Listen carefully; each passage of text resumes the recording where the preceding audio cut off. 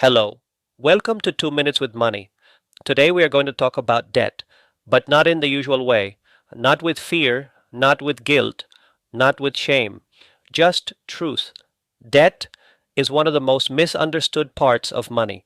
People either fear it too much or ignore it completely. Both are dangerous. Let us start with something important. Debt is not a moral failure. It does not mean you are irresponsible. It does not mean you are bad with money. Debt is a financial situation, and situations can be changed. The real problem is not debt. The real problem is silence. Many people do not want to look at their debt. They avoid checking balances. They avoid opening statements. They avoid thinking about interest. They say, I will deal with it later. But debt grows when ignored. Interest works every single day. Not weekly, not monthly, every day. Even when you are tired, even when you are stressed, even when life feels hard, debt doesn't care how you feel. And slowly, something happens. Your income increases, but your life does not improve. You work more, but you feel stuck. You earn money, but freedom feels far away. That is the cost of unmanaged debt. Now let us be very clear. Not all debt is the same. There is debt that helps you grow, and there is debt that keeps you small. Debt used to create value is very different from debt used to consume. Buying tools that help you earn money is not the same as buying things you forget next month.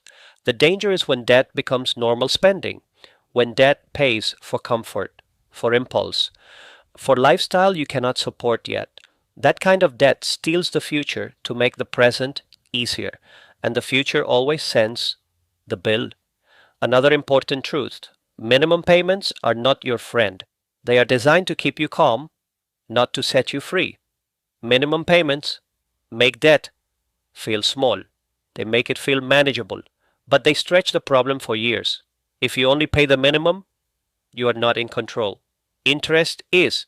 Debt freedom does not come from paying slowly, it comes from paying intentionally. So, what do? First, you face reality. You write everything down, every balance, every interest rate, every due date, not to feel bad, to see clearly. Clarity creates power. Second, you stop adding new debt. This part is hard, but necessary. You cannot escape debt while creating more of it. No new cards, no new loans. No, just this once. Debt freedom requires boundaries. Third, you choose a strategy, not a perfect one, a simple one. You pay more than the minimum, even a little more. That extra amount fights interest, and interest is the real enemy. Fourth, you stay consistent, not motivated, consistent. Some months will be hard, some payments will feel small, but progress compounds. Less debt means less pressure. Less pressure means better decisions. Better decisions change everything. Here is something people do not talk about. Debt affects your mind. It makes you anxious. It makes you impatient. It makes you tired. When debt decreases, mental space returns. You think clearer. You plan better. You feel lighter. Debt free money feels different. It feels earned. It feels yours. Now listen carefully. You do not fix debt overnight, but you also do not need perfection. You need honesty. You need structure. You need time.